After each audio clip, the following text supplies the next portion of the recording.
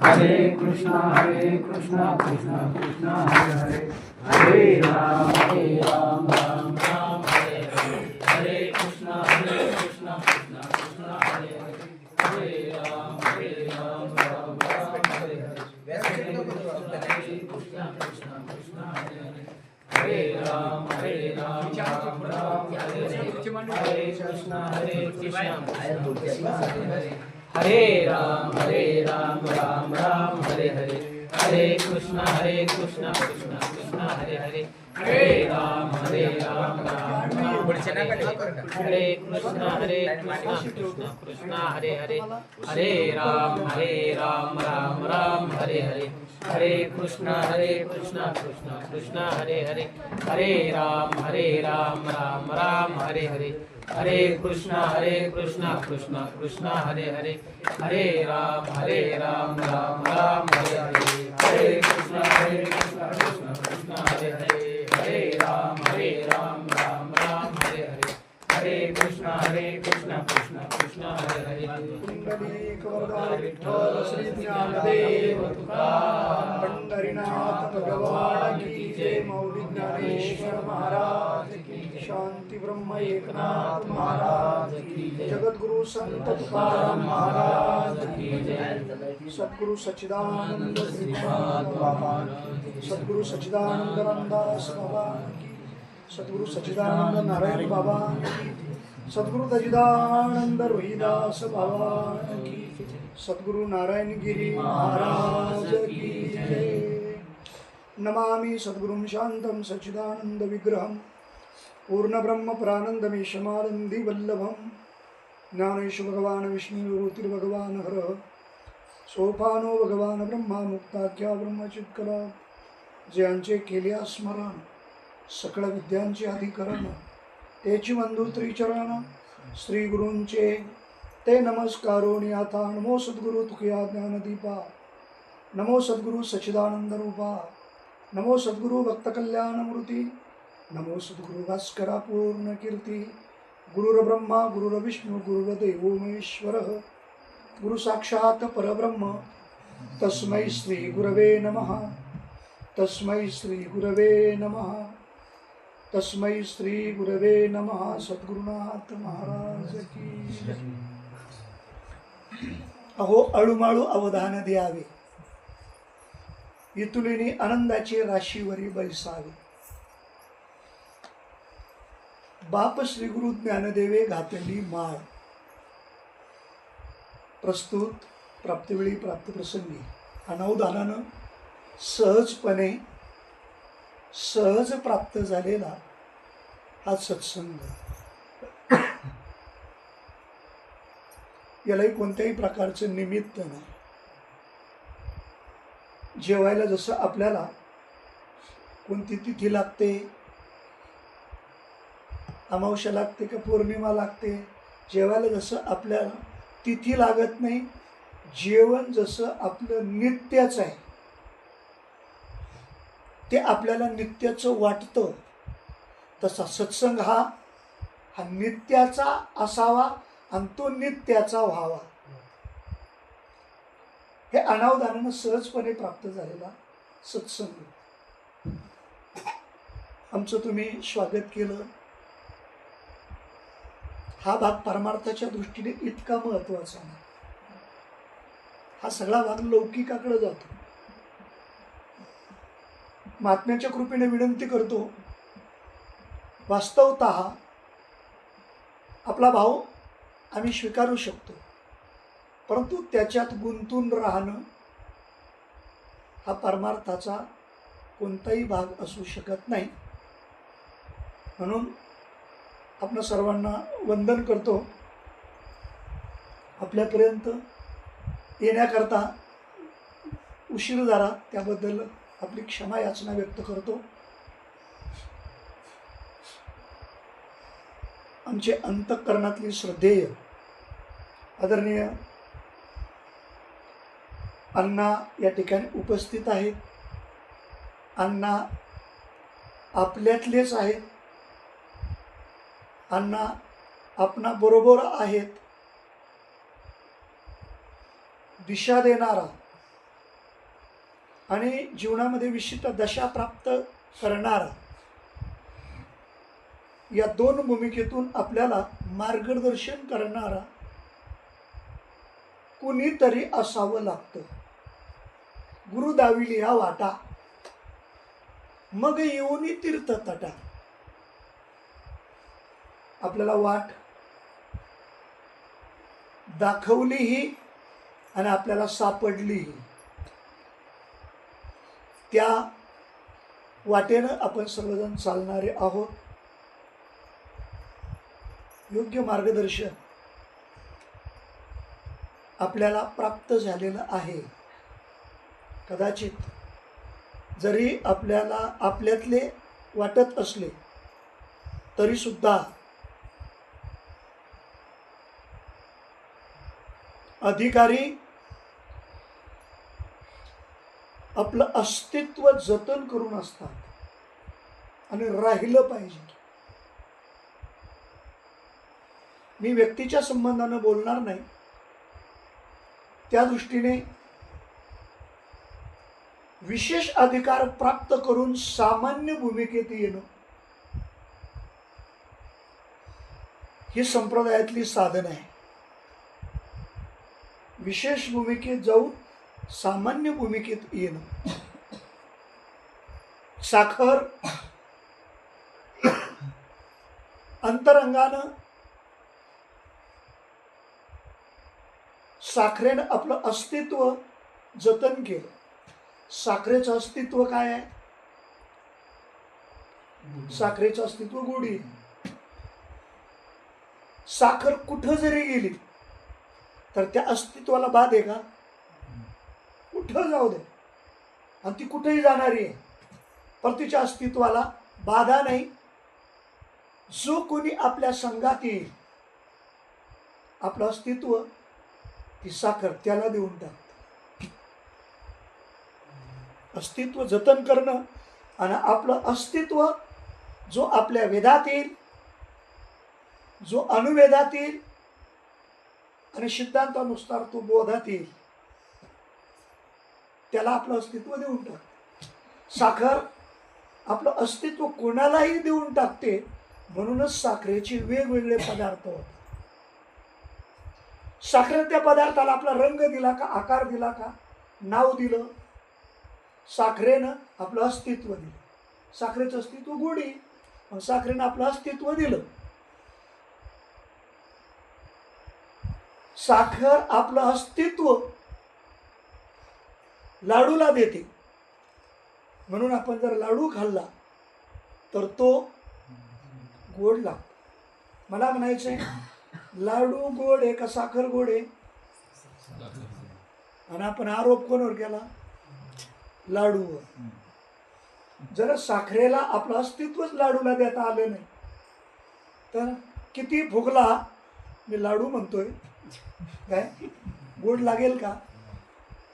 मग साखरेनं आपलं अस्तित्व, एक उदाहरण सांगितलं, ज्याला अस्तित्व जतन करता येतं आणि ज्याला दुसऱ्याला देता येतं त्यालाच संतत्व प्राप्त करता येतं. त्यालाच संतत्व कीर्तनावरून ठरत नाही, प्रवचनावरून ठरत नाही, बोलण्यावरून ठरत नाही. कीर्तन प्रवचन करायला कुठेही 4-2 वर्ष राहिलं तर राहिलं, नुसतं जाऊन आलं तरी कीर्तनकार प्रवचनकार होता येतो. काय फक्त समाजात ठसा निर्माण करायचा, आळंदीला जाऊन आले, काय येणे संतत्व सिद्ध होतं संतत्व नाहीच, तिथं सापडणारच नाही. मग खऱ्या अर्थानं विशेषत्व, सशी साखरेची गोडी म्हणजे एक विशेषत्व आहे, विशेष अधिकार आहे. परंतु परत साखरेनं आपल्या गोडीनं सामान्य भूमिका जतन केली. हा अधिकार आहे बरं महात्म्याचा. महात्मा का कळत नाही आपल्याला? अजून कीर्तनकार नीटनेटके कळणार आपल्याला, तर साधू त्याच्यातून कळायचं आहे आपल्याला.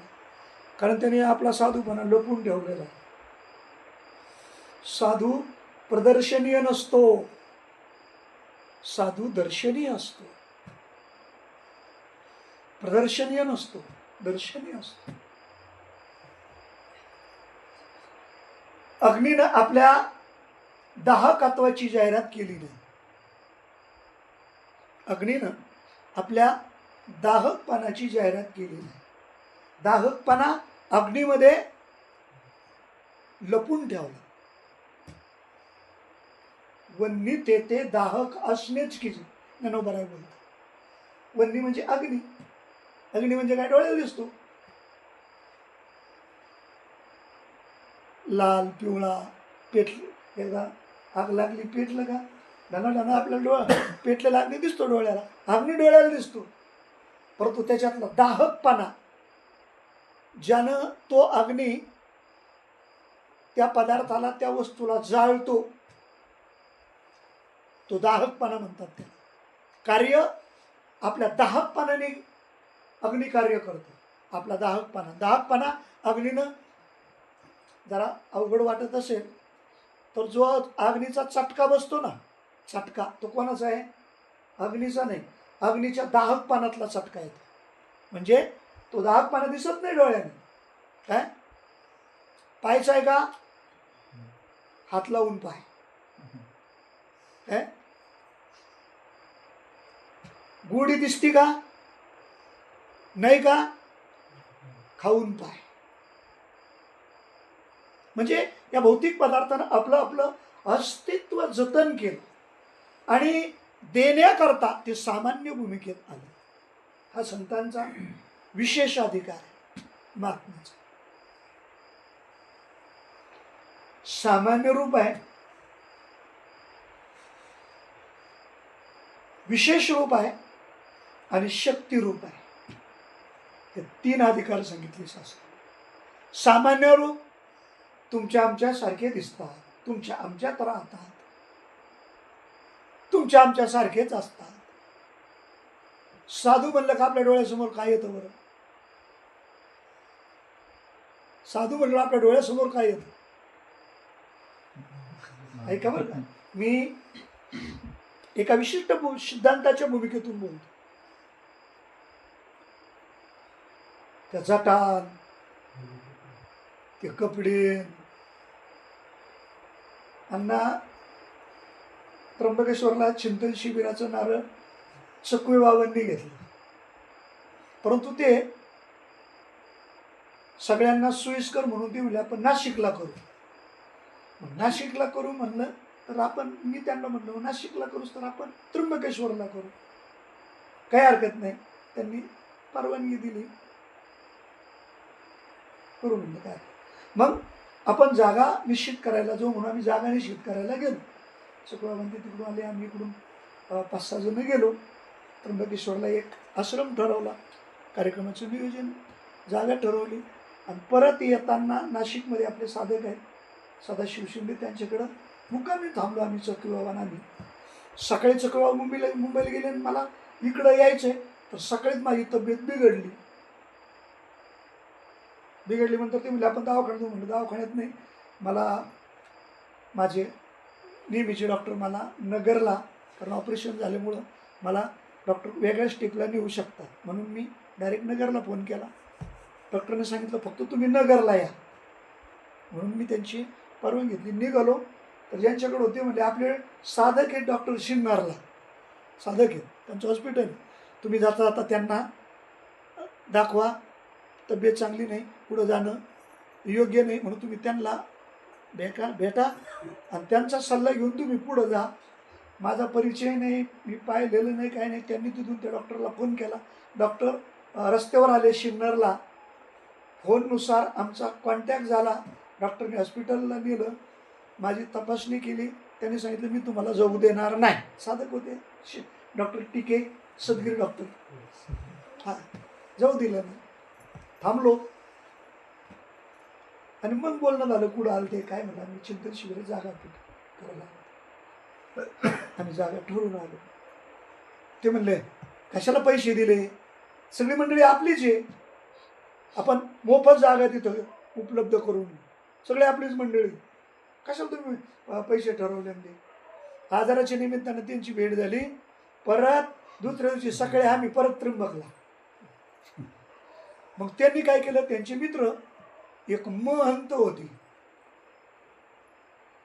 म्हणले आपले मित्र आहेत महंत, तिथं त्यांचा खूप संबंध आहे, आपण त्यांना घेऊन जाऊ आणि आपल्याला आश्रम सगळी सोय आपली. म्हणून तिने महंतला फोन केला आणि ते महंत येऊन राहिले.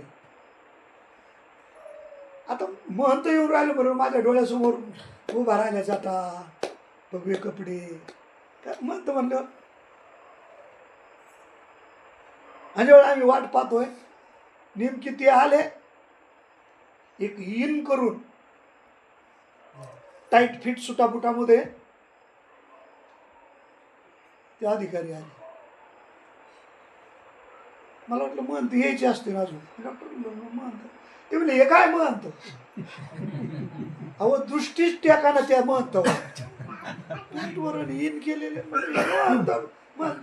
ते म्हणले तसं काय नाही बाबा, इकडं महंत, तुम्हाला महंत व्हायचंय का. म्हणलं म्हणजे फक्त 2000 रुपये द्या. म्हणलं एवढं जर विडंबन त्या महंताचं एवढं जर असलं तर ते कशाला. मला सांगायचे, कपड्यावर साधू म्हणलं का, साधू म्हटलं का कपडे वेश नाही, जटा नाही, तर साधूचं अस्तित्व काय. साधूचं अस्तित्व आहे बोध. म्हणून वाङ्मयामध्ये साधू शब्द आला का तिथं बोध येतो, संत शब्द आला का तिथं ज्ञान येतं. साधूचं कार्य, साधू बोध झाला काय, संत म्हटलं का ज्ञान म्हणजे काय, बोध हे साधूचं अस्तित्व आहे, ज्ञान हे संतांचं अस्तित्व आहे. थोडक्यामध्ये भौतिक पदार्थ आपलं जे अस्तित्व आहे ते अस्तित्व जतन करून विश्वामध्ये कार्य करतात. प्रत्येक पदार्थ, भौतिक पदार्थ सुद्धा आपलं अस्तित्व जतन करून कार्य करतो. अग्नीनं आपलं दाहकपणा जतन केला आणि ते कार्य करतात. साखरेनं गुढी जतन केली आणि त्या गुढीला अनुसरून कार्य. मिरचीनं तिखटपणा जतन केला आणि मिरची कार्य तिखटपणानं करते, रंगानं नाही. रंगावर जाऊ नका मिरचीच्या, काय रंगावर गेलं तर मिरची रंग बदलणारी असती, मी मिरची म्हणतो. बाजारात गेलं तर हिरवा सिग्नल आहे, पण बाजारातून घरात आली मग आपला रंग बदलीतील, मग लाल रंग. म्हणजे असं कसं काय झालं, असंच असतं. म्हणून रंगावर मिरची कार्य करत नाही, तर तिखटपणावर मिरचीचं कार्य. बरोबर. तसं साधून आपलं अस्तित्व जतन केलं. आणि आपलं अस्तित्व जतन कोणाकरता आहे? अस्तित्व, प्रत्येक पदार्थाचं अस्तित्व हे दुसऱ्या करता आहे. थोडक्यात दुसऱ्या करता, स्वतः करता नाही, दुसऱ्या करता. साखरेतली उडी दुसऱ्या करताची. म्हणून मी नेहमी म्हणत असतो, साखर साखरेला गोड नाही, साखर खाणाराला गोड. मिरची मिरचीला तिखट नाही, मिरची खाणाराला गोड. साधूचा बोध साधू करता नाही, बोध हे साधूच असतो, पण साधू करता नाही, मग दुसऱ्या करता. साधूचं कार्यच बोधाला अनुसरून, आणि तो बोध म्हणजे नेमकी काय. बोधाला अनुसरून भक्तीचा जन्म आहे, भक्ती बोधाला अनुसरून आहे, संप्रदाय बोधाला अनुसरून आहे, साधू बोधाला अनुसरून आहे, आणि परमात्मा बोधातून आपल्याला अनुभूतीला येतो. आपला मग चर्चेत विषय झाला, परमात्मा नावारूपाचा नाही. तोच विषय परत पुढे आणत नाही. काय अनुभूतीचा आहे, अनुभूतीचा. परमात्मा अनुभूतीचा. परमात्म्याचा अनुभूती म्हणजे परमात्म्याचा अनुभव काय. प्रस्तुत केलेल्या ओवीची थोडक्यात प्रस्तावना संपली.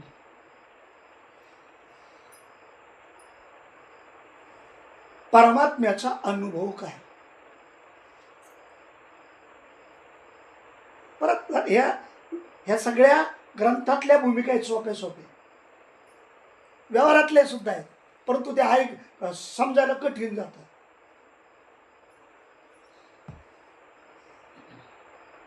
बोलून गेलो.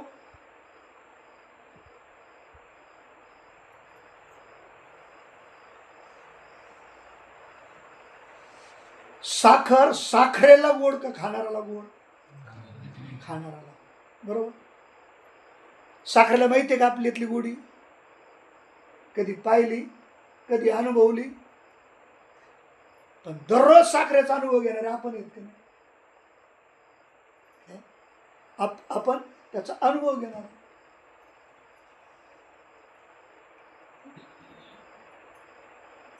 साखर त्या आपल्या अस्तित्वाने जशी कार्य करते, त्याचा साधू आपल्या अस्तित्वानं कार्य करतो. साधूचं अस्तित्व आहे बोध. आणि बोध कशा करताय. बोध नुसता घेण्याकरता देण्याकरता नाही. जमीन नुसती लिहून देणार, लिहून घेणार, नुसते एवढ्या व्यवहाराकरता जमीन नाही, तर जमीन कसण्याकरताय, मशागत करण्याकरताय आणि उत्पन्न वाढवण्याकरताय. काय तसा बोध नुसता घेण्याचा विषय नाही, हा नुसता देण्याचा विषय नाही. बोध हा अनुभूतीचा विषय.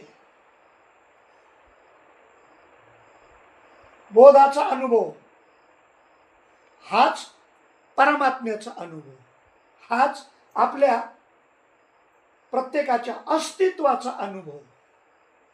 मी कोण आहे हा अनुभव म्हणजे बोध आहे. आणि देव कोण आहे हा अनुभव म्हणजे बोध आहे. मी कोण आहे आणि देव कोण आहे. मी कोण आहे, देव कोण आहे. बोधात प्रवेश करताना या दोन भूमिकेतून बोधात प्रवेश होतो.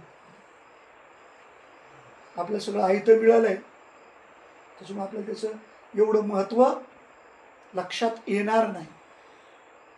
मी कोण आहे आणि देव कोण आहे हा फैसला करणारा श्री गुरु आहे, सद्गुरू आहे. दोन्हीचाही फैसला करणार. बरं, दोन्हीचं उत्तर एक का दोन. प्रश्न दोन आहे. मी कोण आहे हा पहिला प्रश्न आहे, आणि देव कोण आहे दुसरा प्रश्न आहे. मग या दोन्हीचं उत्तर दोन आहे, एक आहे, एकच आहे.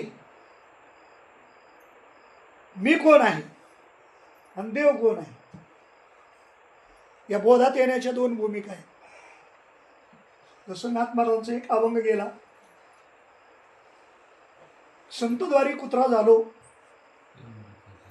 काय, परंतु त्या द्वारात येताना त्या द्वारातून मालकाकडून, संतांकडून तो तुकडा मिळवायचा. कोणाला, मी कुत्र्याला म्हणतोय. उदाहरण दृष्टांत शांतीपूर्ण एकनाथ महाराजांनी कुत्र्याचा दृष्टांत दिला. इथं कुत्र्याच्या जागेवर आपण आहे काय. कुत्र्याला काय अपेक्षा आहे,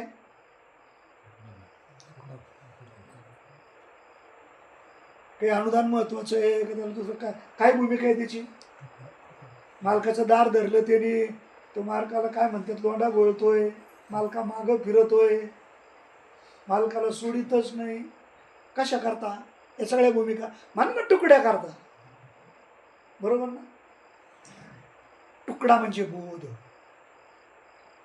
पण त्या बोधात तुकडा कुत्रा आला. कसा आला, भुंकत भुंकत द्वारा आलो. भुंकत भुंकत म्हणजे शब्द एकच आहे, परंतु भूमिका दोन आहे. भुंकत भुंकत, भुंकत भुंकत दोन वेळेला. तर त्याचा भाव असा आहे, पहिला शब्द भुंकत म्हणजे मी कोण, आणि दुसरा शब्द भुंकत म्हणजे देव कोण. मी कोण, देव कोण. मी कोण, देव कोण. याच्यात या भावात भुंकणारा तो कुत्रा त्या मालकानं फक्त तुकडा फेकला त्याला, म्हणजे तुकडा दिला. तुकडा दिल्यावर त्याचं बोलणं म्हणजे त्या तुकड्यात त्याच्या दोन्ही प्रश्नाचं उत्तर आहे. बोधा दोन्ही प्रश्नाचं उत्तर आहे. देव कोण आणि मी कोण. महावाक्य कोणतं आहे पहिलं? तत्वमशी. त्याचं उत्तर तत् त्वम अशी. ते तू आहेस हा दिलेला बोध, झालेला बोध. तत्वमशी श्री गुरुकडून आहे हे दिलेला बोध. झालेला बोध कोणता?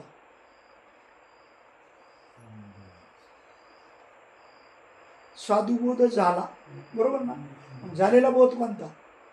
बोध दिला म्हणजे सांगा ते मार्ग दाविला नीट.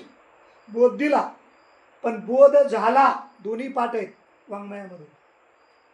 बोध दिला हाही पाठ आहे आणि बोध झाला हाही पाठ आहे. तत्वमशी म्हणजे बोध दिला आणि झाला कोणता? झाला झाल्याचं गजन अहम ब्रह्मास्मी हा झालेला बोध आहे. तत्वमशी हा श्री गुरुकडून आहे आणि अहम ब्रह्मास्मी आपल्या प्रत्येक शिष्याकडून आहे. सोप्या भाषेत शिष्याकडून अहम ब्रह्मास्मी. गुरुकडून तत्वमशी महावाक्य आलं का तिकडून भाव अहम ब्रह्मास्मी. तो शब्द हा भाव घेऊनच येतो. तो शब्दच भाव हा भावच घेऊन येतो. अहम ब्रह्मास्मी. जशी आकाशातून जमिनीवर येणारी वीज, वीज म्हणजे ती पाण्यातली शक्ती आहे. पाण्यातली शक्ती आहे वीज म्हणजे. आकाशातून कडाडते ना आणि जमिनीवर येते कधी कधी, ती पाण्यातली शक्ती आहे वीज. ज्यावेळी ती जमिनीवर येते ना, ती जमिनीतलं पाणीच घेऊन वर येते. तसा तत्वमशी बोध जर दिला ना तर तो अहम ब्रह्मास्मी हा भावच घेऊन येतो. हा झालेला बोध. याचा अनुभव काय? अनुभव. आणि काय नाही, आपल्याला देव मिळवायचा विषय नाही. आपण देवालाच घेऊन देव देव करतो. बाकी लक्षात आलं ना? देवाला घेऊनच देव देव करणारी मंडळी आपण. आपल्या सर्वांमध्ये परमात्म्याचं अस्तित्व आपल्या सर्वांमध्ये आहे. सर्वागठी राम, विषय बाजूला न्यायचा नाही. पंढरपूरचा पाहण्याकरता तुमच्यातला देव महत्वाचा आहे. आणि तो जर गैरहजर जर असला तर ती विटेवरला काय करील? काय करील? काय? त्या देवाचं प्रकाशन करणारे कोण आहेत? द्रष्टा म्हणत आहे. कोण आहे त्या देवाचं प्रकाशन करणारे? कोण आहे? आपल्यातला देव. आपल्यातला. आपल्या माड्याच्या दृष्टीने तो पांडुरंग आहे का? माड्याच्या दृष्टीने पांडुरंग आहे तो. अहो माड त्या मंदिरासमोरून नेतात, त्या मंदिरासमोरून नेतात. अहो ते हात सुद्धा जोडीत नाही हो देवाला. मी मड म्हणतोय. मड म्हणजे प्रियत. त्याला आता तो देव नाही का? देवात कोणी माळकरी असो विना माळकरी असो, मंदिरात समोरून चाललं तर मंदिरात जायला वेळ जरी नाही मिळाला, मंदिरात जायला जरी वेळ नाही मिळाला तरी आपण चालता चालताना आपण बाहेरून का आहे ना हात जोडतो की नाही? मग मड तिथून चाललं ना, दररोज मंदिरात जात होतं ना. आणि आता शेवटचं चाललंय ना मंदिरासमोर, मग तिने देवाला आता त्याच्या दृष्टीनं देव आहे का? कोणाच्या? मग देव कोणाच्या दृष्टीनं? तुमच्या आमच्या दृष्टीनं तो देव आहे. माड्याच्या दृष्टीनं देव आहे का? मला तिथं, कारण त्या मंदिरातल्या देवाचा साक्षीच नाही ना, तिथं साक्षीच नाही ना, तो देव कसा काय? मग त्या मंदिरातल्या मूर्तीचं, देवाचं, मंदिराचं प्रकाशन करणारा कोण? तुमच्या आमच्यातला देव. तो देव पाहतो आपण. कोणत्या सूर्यानं पाहतो?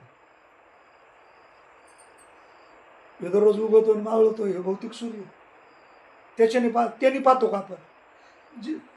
प्रत्येक भौतिक पदार्थाचं आपण म्हणजे द्रष्टा आहोत आपण. प्रत्येक भौतिक पदार्थाचं प्रकाशन करणारे आपण आहोत.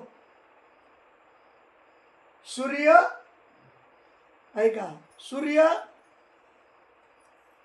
त्या पदार्थाचं प्रकाशन करू शकत नाही.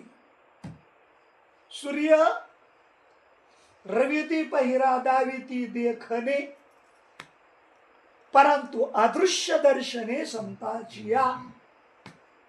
सूर्याचा प्रकाश फुलाचं प्रकाशन करू शकेल, परंतु फुलातल्या सुगंधाचं प्रकाशन तो सूर्य करू शकणार नाही.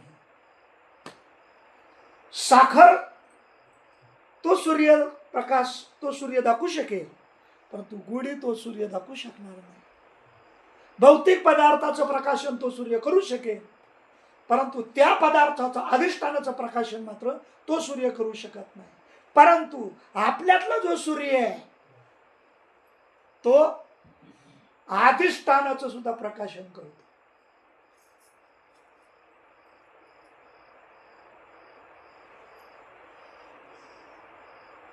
त्या फुलातला सुगंध सूर्य जरी फुल दाखवत असलं तरी तो सुगंध सूर्याला कळत नाही. परंतु त्या फुलातला सुगंध आपल्याला कळतो की नाही? आपल्याला तो सुगंध आपण घेतो की नाही? मग त्या फुलातल्या सुगंधाचा कोण साक्षी आहे? तो सूर्य का तुमच्या आमच्यातला सूर्य? तुमच्या आमच्यातला सूर्य. ज्या अर्थी तुमच्या आमच्यात जो सूर्य आहे तो तुमचं आमचं प्रकाशन करणार आहे, आणि तो सूर्य आपल्या प्रत्येकामध्ये आहे, फक्त तो मावळलेला आहे. तो आपल्याला दृष्टिक्षेपात येत नाही, दिसत नाही. महात्म्यांच्या बोधातून प्रत्येकाच्या ठिकाणी असणाऱ्या स्वधर्मरूपी सूर्याचं दर्शन झाल्याशिवाय राहणार.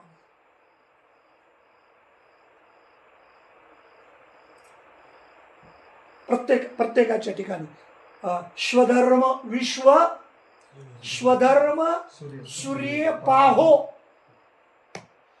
हा ज्यांना बोध नाही त्यांच्या दृष्टीने तो सूर्य आपल्यात नाहीच.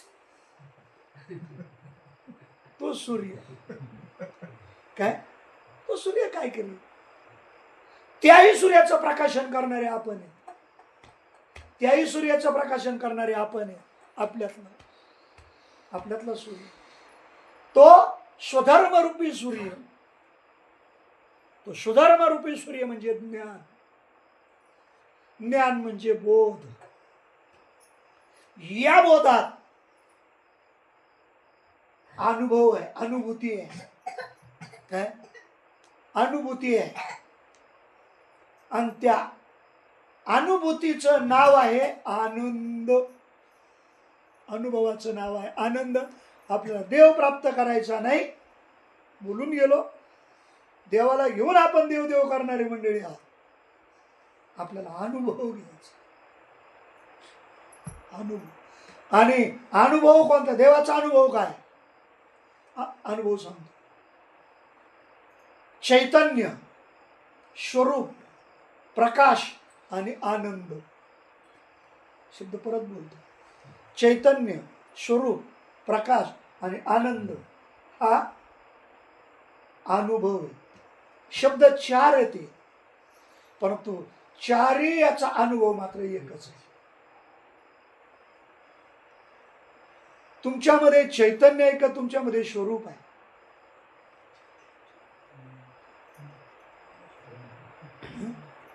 प्रश्नच.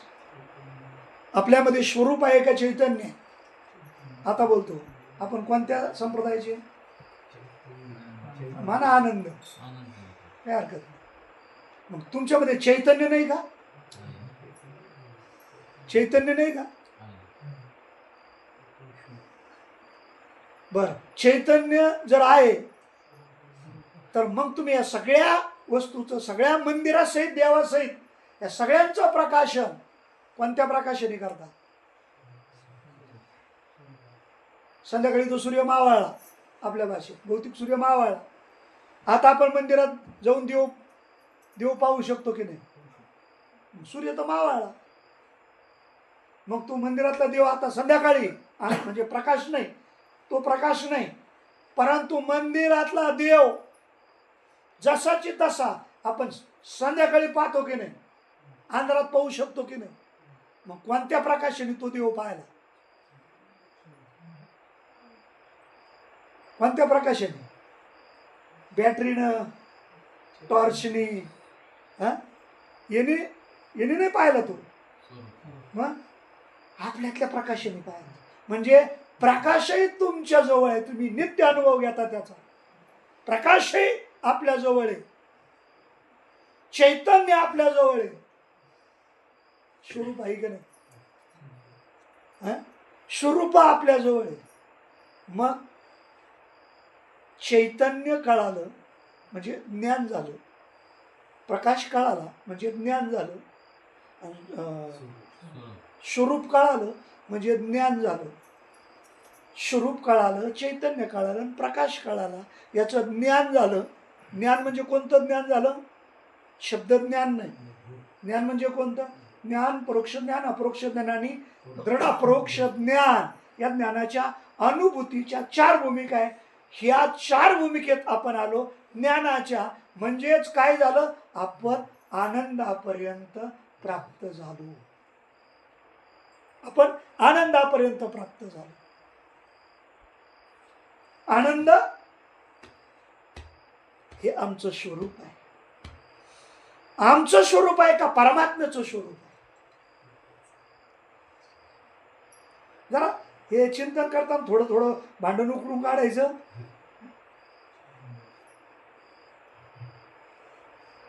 कारण त्याशिवाय प्रवचनच करता येणार नाही. कारण ही आत्मचर्चा नाही. वास्तवत आत्मचर्चा पाहिजे, म्हणजे ज्याची त्याची भूमिका आपल्याला ऐकता येतील, ते समाधान करता येईल. आता इथं प्रवचन म्हणजे ही केली वाहतुकी. आपणची देव होय, तिने देव व्हायचं, तिनेच गुरु व्हायचं. माझा विठोबा आयसा काय आपला काय ते काय आपण काही चिंतनाला नाही. माझा विठोबा आयसा आहे. आयसा प्रेमभाव हा अनुभव आहे. काय अनुभव आहे? तो देवही होतो, तो गुरुही होतो. ज्याला दिसत नाही, कळत नाही, त्यांना हाताला धरून तिथपर्यंत नेण्याकरता तो गुरु होतो. वाट द्यावी करी दरोनिया माझा विठोबा आईसा. मागे पुढे उभा राहे सांभाळित प्रसंगी माझा विठोबा आईसा. म्हणजे तू तेच तसं प्रवचन करताना काही नाही, त्याच भूमिका. ज्याला भांडकुदळी म्हणतात ना, शब्द जरा कठीण आहे, खरं तिला भांडणात आनंद असतो. काय भांडणं जर दिवसभरात नाही झाले ते तिला दिवस फेल गेल्यासारखं वाटत. आजचा दिवस फेल गेला. म्हणून ती आपला आनंद मिळवण्याकरता कोणत्या निमित्तानं भांडणं काढीत असते. चिंतन करताना या भूमिका स्वीकाराव्या लागतात. काहीच नाही, आपला भाव नसतो तो, परंतु आपण भाव तयार करायचा. आनंद परमात्म्याचं स्वरूप आहे का आपलं स्वरूप आहे?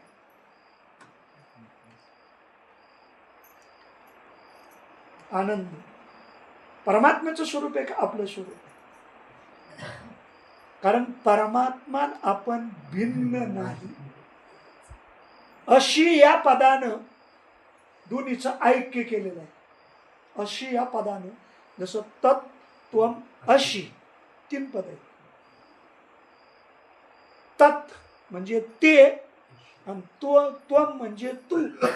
ते आणि तू या 2 पदाचं ऐक्य अशी या पदात आहे. म्हणजे देवच तू आहेस आणि आनंद जर देव मी आहे, तर मग आनंद देवाकडे जोडायचा का आपल्याकडे जोडायचा?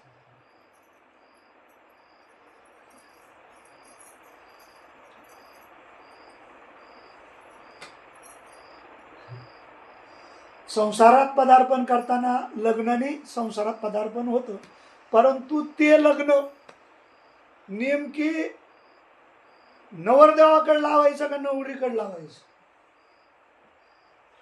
लग्न कोणाकडे लावायचं? तुमच्याकडे आधी लग्न कोणाचं लावते? नवरदेवाचं का नवरीचं?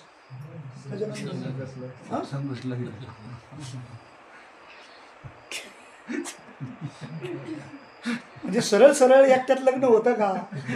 नवरदेव असू द्या नवरी असू द्या, त्याच्याकरता दोघे करावी उभी. काय सरळ सरळ. जसं लग्न हे जसं दोन्हीकडेही जातं, तसा आनंद. लग्न म्हणजे द्वैत आहे का एकत्व आहे? लग्न म्हणजे द्वैत नाही, लग्न म्हणजे एकत्व. तसा आनंद म्हणजे द्वैत नाही, आनंद म्हणजे एकत्व. आणि हा आमचा अनुभव आहे, आणि हा अनुभव आम्हाला बोधातून प्राप्त होतो. परंतु ही भूमिका ऐकण्याकरता ज्ञानोबाराय चिंतन करतात. याच्याकरता ज्ञानोबारायने गीतेचा विस्तार करताना, टीका करताना ज्ञानेश्वरीमध्ये 4 वेळेला अवधान द्या असा विनंती केलेली आहे. 4 वेळेला अवधान द्या. आता कोणाला अवधान? अर्जुनाला द्यायचं सांगितलं का तुम्हा आम्हाला द्यायचं सांगितलंय? प्रश्नाची कारण आपण एवढे आहेत कवी आहेत काय, ह्या सगळ्या भूमिका अर्जुनाकडे सोपून देऊन मोकळे फेटा बांधून कंबर बांधून. भगवंताने अर्जुनाला असं सांगितलं, अर्जुनाला तर सांगितलं. भाऊ अर्जुनाला सांगितलं म्हणजे आता ह्या अर्जुनराला सांग ना. ज्ञानेश्वरी अर्जुना करताय का तुमच्या आमच्या करताय? तुमच्या आमच्या करताय. मग इथं अवधान द्यायचं कोणाला सांगितलं? तुम्हाला मला सांगितलं. सांगू का? समाज बोधात का येत नाही? का येत नाही? ग्रंथ तेवढ्या करता तयार झाले. हे दनादन मोठमोठे डेकोरेशन, मोठमोठी सिस्टीम लावून एवढ्या दणक्यात कीर्तन चाललेत. कशा करता? मला एवढं सांगाय करता. नेमकी एवढं सांगायचं, परंतु ह्या दणक्यात ना सांगायचं हरूनच गेलं. हरूनच गेलं. सगळे सांगणारे त्याच्यातच गुंतले, ऐकणारे त्याच्यातच गुंतले.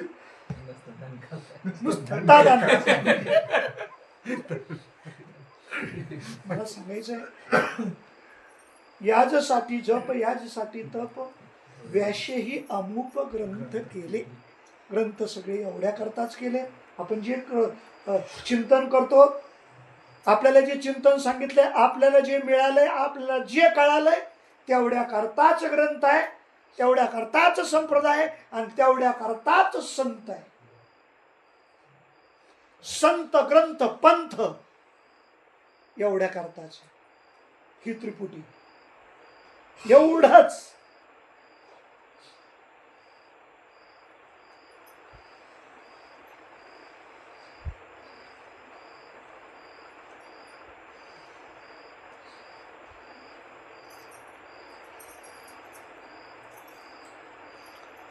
परंतु बोधरूपी वेल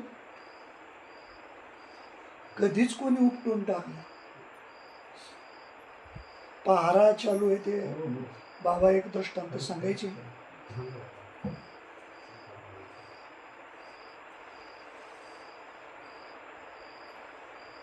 राणीला नित्य देवपूजा, देवदर्शन, देवपूजा करता फुलं लागत असायची. राजाने त्या राणी करता फुलाचं झाडच उभं केलं. इकडून तिकडून फुलं आणायची गरज नाही. राणीनं रोज त्या फुलाचे, आता झाड लावलं म्हणल्यावर त्याला पाणी घालणं, त्याची जोपासना करणं, त्याचं रक्षण करणं एक त्याच्याकरता तरतूदच झाली. अधिकारी नेमले तिथं कशाकरता? झाडाकरता, पाणी घालायला, त्याचं रक्षण करायला. आलेली फुलं कुणी तोडू नये त्याच्याकरता पहारा. ही तरतूदच सुरू झाली ती. आता राजाच म्हणलं काय, राणी दररोज त्या झाडाची फुलं म्हणून देवाला पूजेला वापरायची. कालांतरानं ती राणी कालबाह्य झाले, म्हणजे वारल्या. झाड तसंच राहिले. आणि ते झाड नेमकी जाता येताना मध्ये पायात गोठळायचं. राणी गेली, त्याच्याकरता झाड लावलं होतं ते गेलं. आता ते पायात गुतायचं म्हणून कुणीतरी तक्रार केली. राणी गेले म्हणजे राजा गेला, ते तो काळच बदलला, त्याच्या पुढला काळ सुरू झाला. कुणीतरी तक्रार केली. त्याच्यानंतरचा जो राजा गादीवर आला त्याने सांगितलं उपटून टाका ते झाड. उपटून टाकलं, पायात घोटळत होतं म्हणून. परंतु पहिल्या राजाने तिथं नेमलेला पारेकरी ते मात्र तसाच. पारेकरी तसाच. पण झाड त्या राजाने विचार केला, इथं पारेकरी नेमला, इथं तर काही दिसत नाही. तिथं पार होतं चालू आहे, पगार द्यावा लागत होता त्याला, विना कामाचा पगार द्यावा लागत. नेमकी काय झालं? त्या पारेकऱ्याला विचारलं, तुझी ड्युटी तर कशी सुरू झाली? ते म्हणलं मला माहित नाही, माझ्या अगोदर एक पारेकरी तो माझी त्याच्या जागेवर नेमणूक झालेली, मला काय माहित नाही तर काय होतं ते मला काय माहित नाही. सगळी अशी चौकशी करता करता करता अशी भूमिका पुढे आली का तिथं राणी करता फुलाचं झाड लावण्यात आलेलं होतं. आणि त्या फुलाच्या झाडाचं संरक्षण म्हणून तिथं पारेकरी नेमलेला होता. पहारा चालू,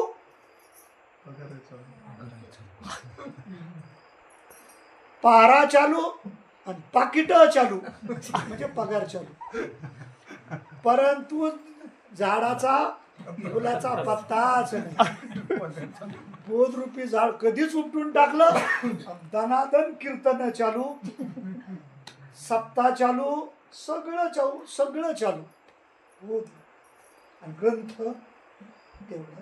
भगवंताला अर्जुनाला जे सांगायचंय, ऐका, अर्जुन श्रोता होता. शेवटची भूमिका बोलतो. अर्जुन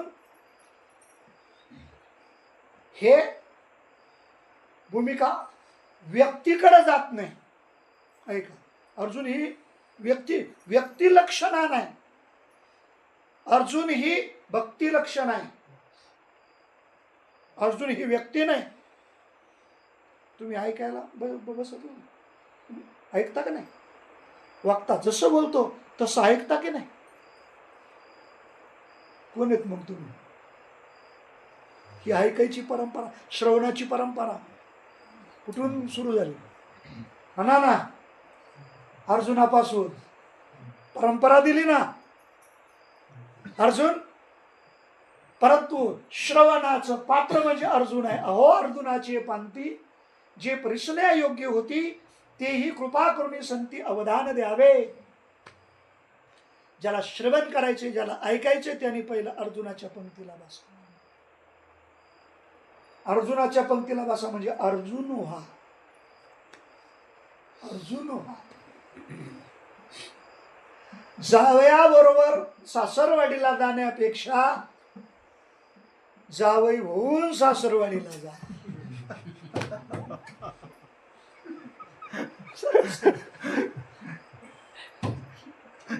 अर्जुनाच्या पंक्तीला बसा.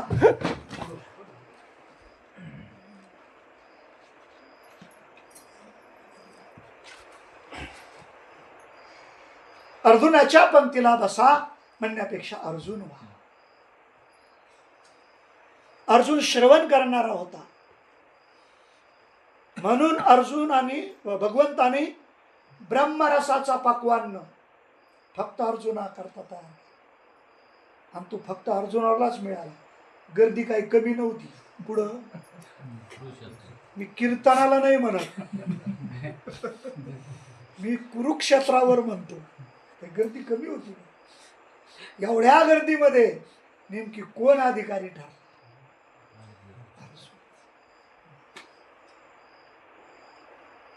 अर्जुन ऐकत होता. अर्जुनानंच ऐकलं म्हणून ब्रह्मरसाचे पारणे केले अर्जुना लागी नारायणे.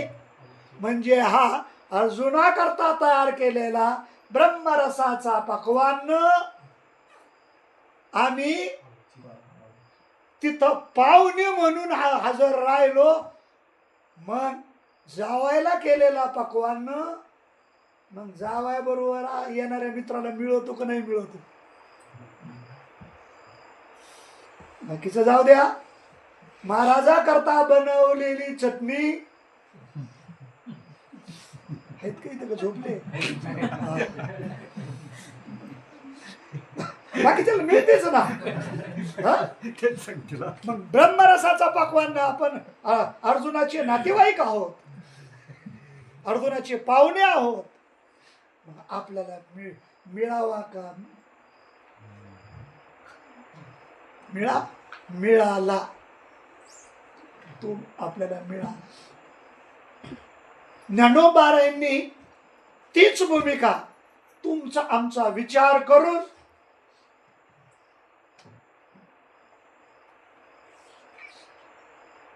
नव्या अध्यायाच्या सुरुवातीला तरी अवधान ऐकलेली दिजे मग सर्व सुखाची पात्र होईजे.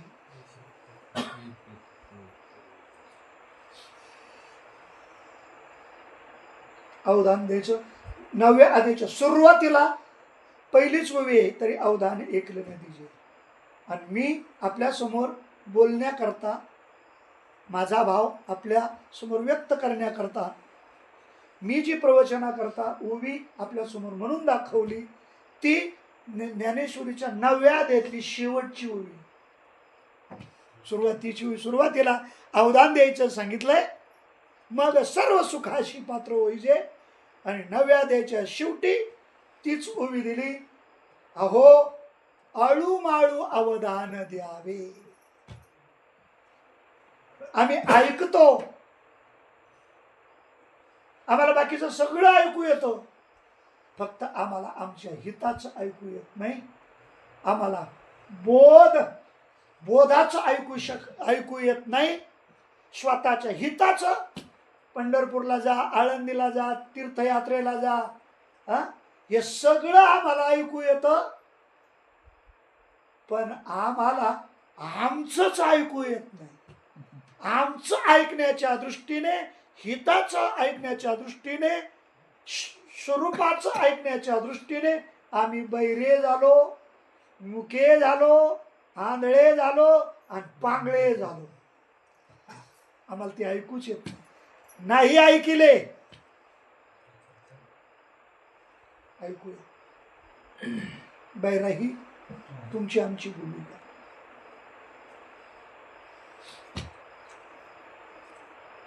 सरळ सरळ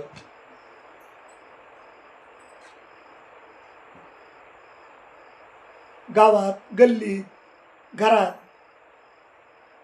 जरा भांडणं लागले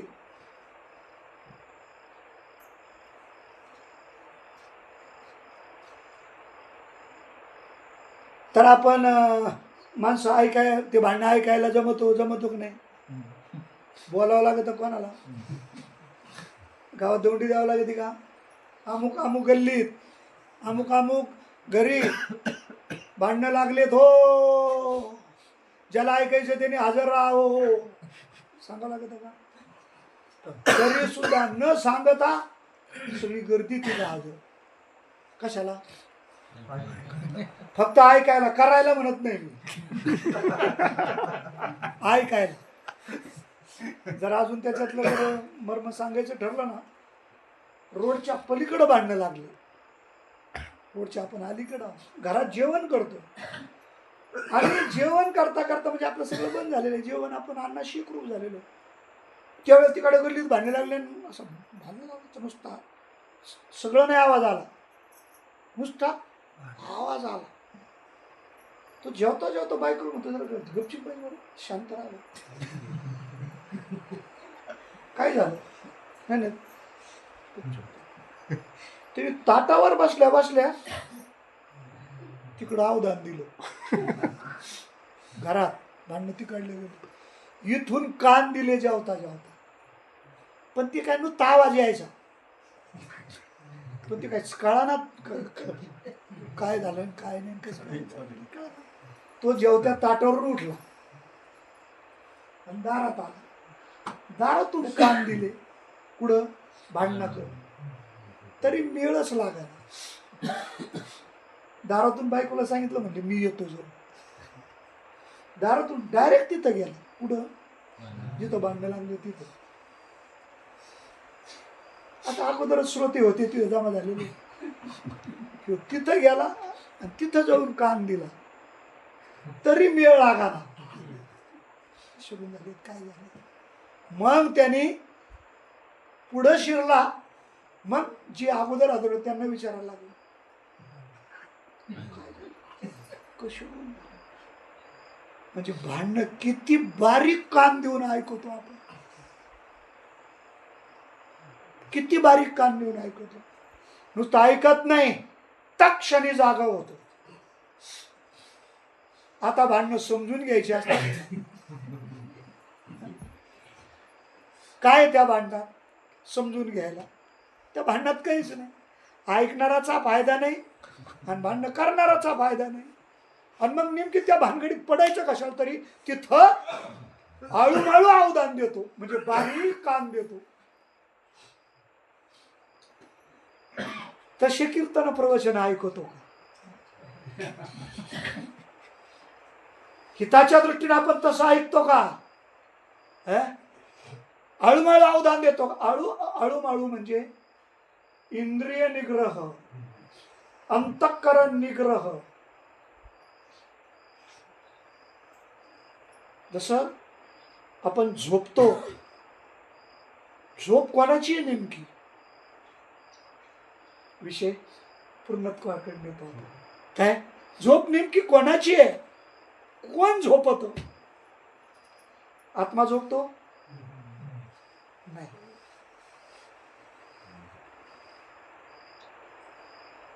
मग झोपत कोण? झोपीचा अनुभव सगळ्याला आहे. नेमकी झोपत कोण? डॉक्टरलाच विचारला प्रश्न. डॉक्टर तुम्ही सगळं तंत्रज्ञान लांब गेले, आता विज्ञान लांब गेले. शरीरात झोप कुठं शिकेव? कुठेतरी एका बाजूला असेल का नाही?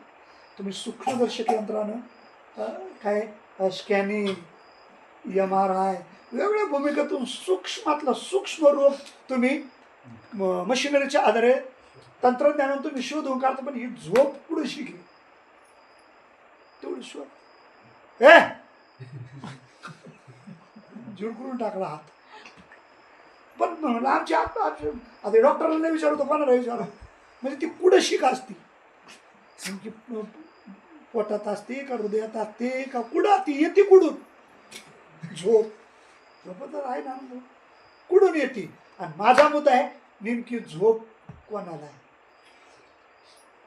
झोप म्हणजे काय? सगळे इंद्रिय आपल्या आत्म्याच्या ठिकाणी लीन करणं, त्याचं नाव आहे झोप. तिथं फक्त कोणीच नाही, कोणीच नाही. ऐका, मन नाही, चित्त नाही, बुद्धी नाही, अहंकार नाही, म्हणजे अंतकरण बाद झालं. अंतकरण नाही. झोपेत डोळे नाही, झोपणाराच्या दृष्टीने बरं, डोळे नाही, कान नाही, हात नाही, पाय नाही, बाकी काहीच नाही, फक्त मी. कोणीच नाही, कोणीच नाही. मग झोपेतून उठल्यावर म्हणतो की नाही, वा काय सुंदर झोप लागली होती हो. हे कोणी अनुभवलं? कोण कोण? झोप जशी आत्म्यामध्ये लीन होते, सगळे इंद्रिय, ज्ञानेंद्रिय, कर्मेंद्रिय आत्म्याच्या ठिकाणी लीन होतात, याचं नाव झोप. आणि सगळे इंद्रिय जागृत होणं, याचं नाव जाग. आता आपण झोपलेलो आहेत का जागे?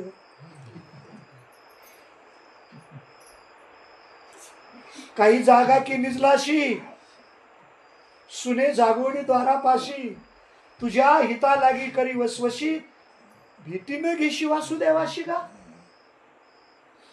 वासुदेव करतो फेरा, तिथंच तो फेरा घालतोय आणि तू त्याची भेट घ्यायला तयार नाही. कधीतरी स्वतःचा विचार करायला तयार नाही. याचा अर्थ जागे बाहेर आत निजेले. स्वरूपाच्या ठिकाणी आपण झोपलेलो आहोत. मग स्वरूपाच्या ठिकाणी जाग व्हायला काय करलं? जागवणं म्हणजे इंद्रिय बहिर्मुख करणं, ही व्यवहाराच्या दृष्टीने जागृती आहे. आपले इंद्रिय बहिर्मुख झाले, वृत्ती बहिर्मुख झाली, आपण जाग होतो आणि मग आपापले व्यवहार करतो. स्वरूपाच्या ठिकाणी अध्यात्माच्या दृष्टीने जाग होणं म्हणजे बाहेर जे इंद्रिय जागे धावतात ना, ते इंद्रिय आतमध्ये घेणं, आतमध्ये लीन करणं, याचं नाव जागृती आहे. ये नरा आत बघा जरा, जीव हा खरा, नोहे ही माया, तू बुद्धी दर्पणी ब्रह्मरवीची छाया. आतमध्ये घेणं, आतमध्ये डोकावून पाहणं. पाहिलं का कधी डोकावून? खिडकीतूनच त्या शेजारच्याच काय चाललंय, बाहेर काय चाललंय, नुसत्या खिडक्या घराला त्याच्या करतायत का? हा, त्या बंद करून आतमध्ये काय जरा बघ ना डोळ्याला, काय आतमध्ये. तशा पद्धतीनं आम्ही श्रवण करू शकत नाही, म्हणजे आम्ही बोधाच्या ठिकाणी जागे नाहीत. पहिल्यांदा त्या दृष्टीने जाग होणं म्हणजे मुमुक्षत्व तयार करणं. संपवतो तेवढ्या करता महात्म्याच्या वेदात आलं, महात्म्याजवळ आलं का सारखं बोलत राहायचं, बोलत राहायचं.